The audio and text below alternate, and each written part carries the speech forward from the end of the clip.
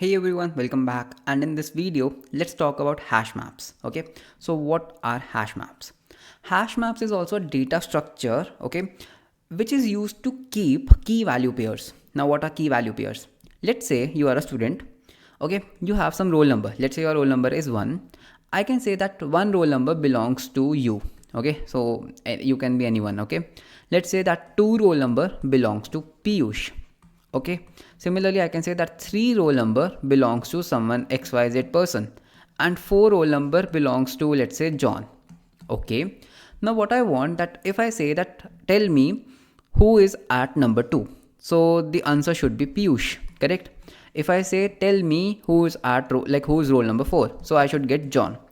So these type of key pair values is known as hash. We can store these kind of values in the hash map where we have a key and this key holds a value. Okay, so if there is any situation where you want to store a data based on a key value pairs, so you use hash map, and hash maps have really fast lookup. Basically you give the key and in a constant time you will get your data. Okay, so let's see how we can implement the hash maps in Java.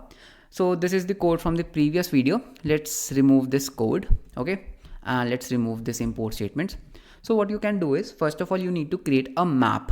Okay, so I can say map. Okay, map.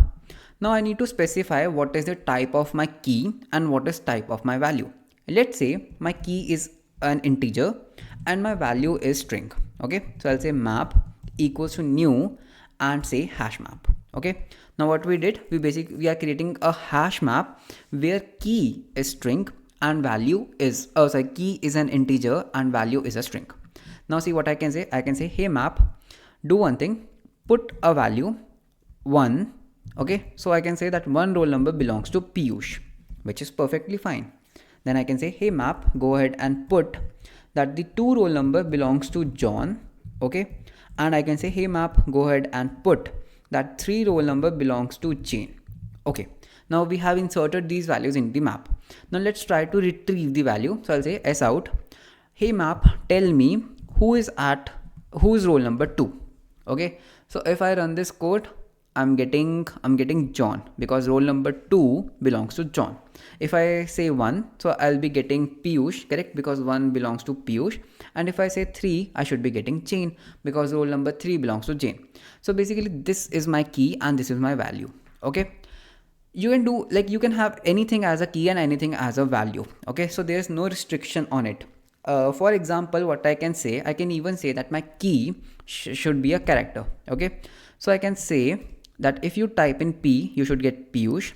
If you type J, you should get John. And if you type JH, you should get Jane. Okay, or let's say X, because character can only hold one type. So now if I say that hey, get me the value of P, what are you getting?